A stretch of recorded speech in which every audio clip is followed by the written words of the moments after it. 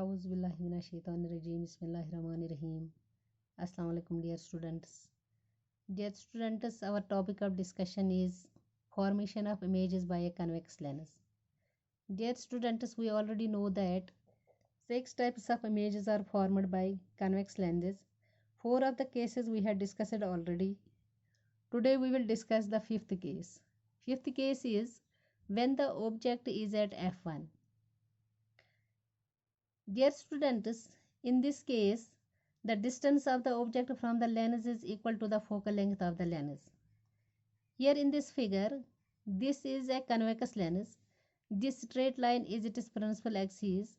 This center point O is its optical center and F1 is its principal focus.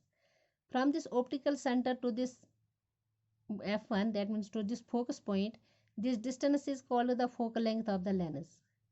AB is the object. It is placed at f1. That is, it is placed at principal focus of the lens. A ray of light starting from top point A of the object and is incident on the lens along AD in a direction parallel to the principal axis. On refraction, it passes through the second principal focus f2 of the lens.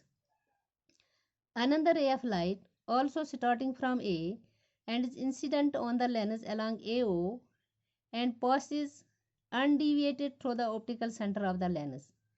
These two refracted rays are parallel to each other. These two refracted rays are parallel to one another. These rays would meet at a large distance from the lens, that is at infinity. Therefore, image is formed at infinity.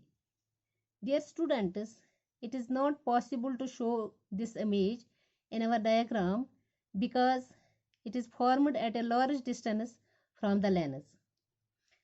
Thus, when the object is placed at f1, that is when the object is placed at the principal focus of the lens, image is formed at the infinity on the other side of the lens.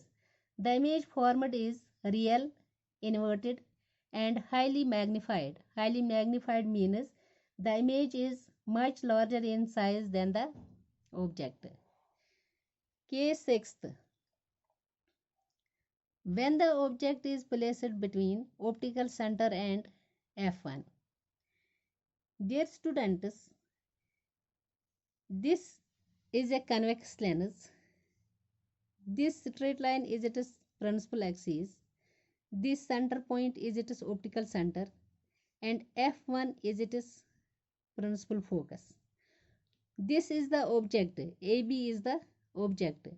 It is placed between optical center and principal focus of the lens.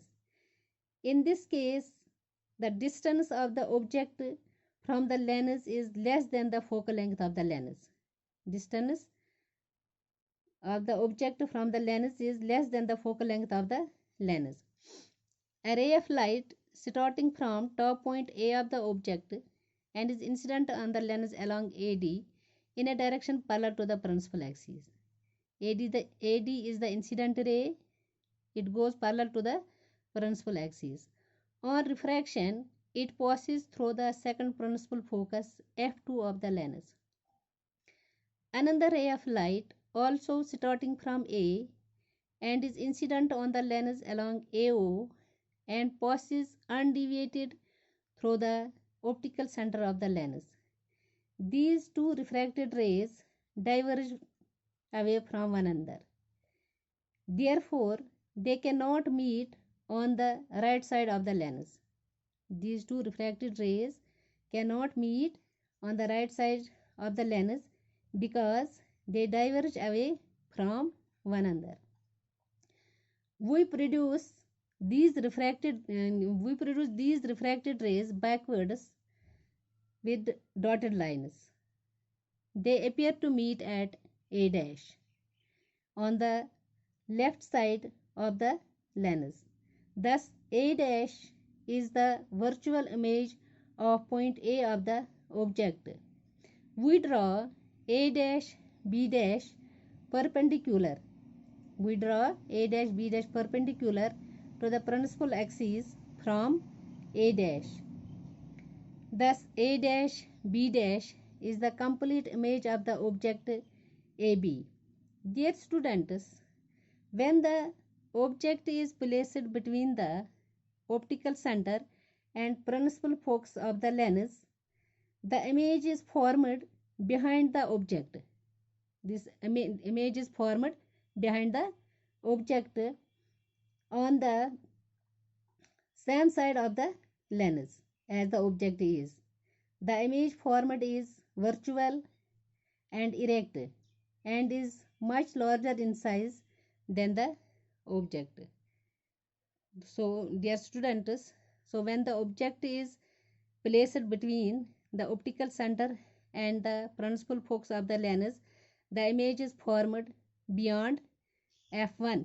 Image is formed beyond f1 on the same side of the lens as the object is. The image is virtual, erect, and larger than the object.